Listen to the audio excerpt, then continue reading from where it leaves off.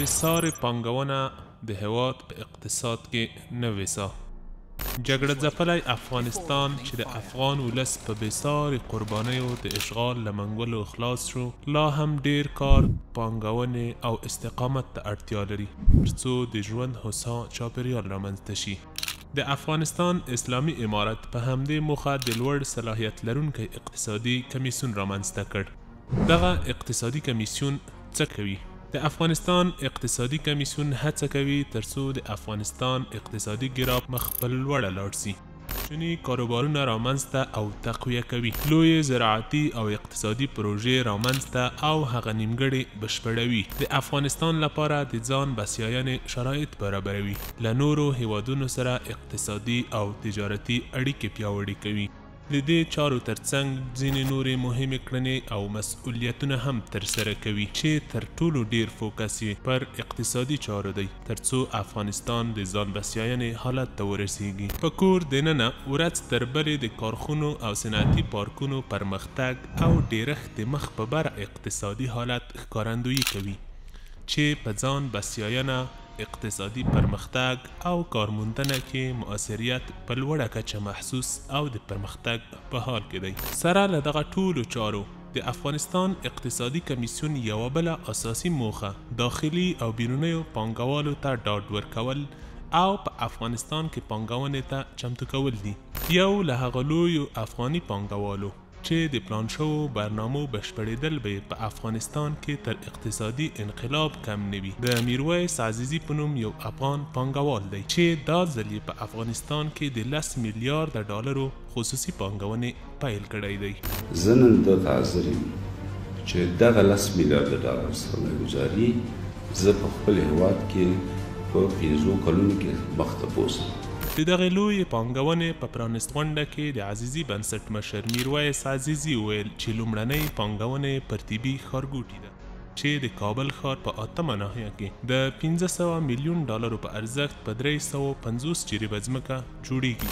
دغه طبي ښارګوټی د فرشته عزیزي طبي ښارګوټي په نوم جوړیږي. فرشته عزیزي د میرویس عزیزي هغه لور ده چې څه موده وړاندې د سرطان ناروغۍ له امله مړه شوه.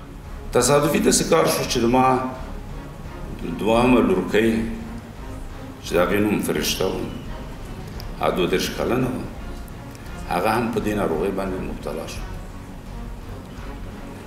او هغه یو 3 میاشتې مخکې په حق ورسېدل. د مرحومې په نوم او یاد دغه ښارګوټی لاندې برخې لري. اول، د سرطان وژونکې ناروغۍ 400 بستریز روغتون. دویم، یو 200 بستریز مجهز زیږنتون. دریم، د 10,000 یتیمانو لپاره روزنتون چې د ژوند ټول امکانات به ولري. څلورم، طبي پوهنتون. پنځم، د نرسنګ یعنې قابلګي انستیتوت. شپږم، د زده کړیالانو لپاره لیلیه. اووم، د استادانو او ډاکټرانو لپاره د اوسېدل معیاري کمپلیکس.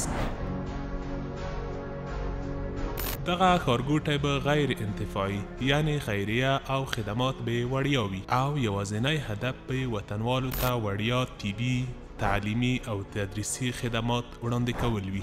دغه راز له ژمنې سره سم د 10 میلیارد ډالرو د پانګونې پروسه به د 15 کلن پلان پر اساس عملي شي چې تمرکز به یې د انرژۍ د تولید په برخه کې وي.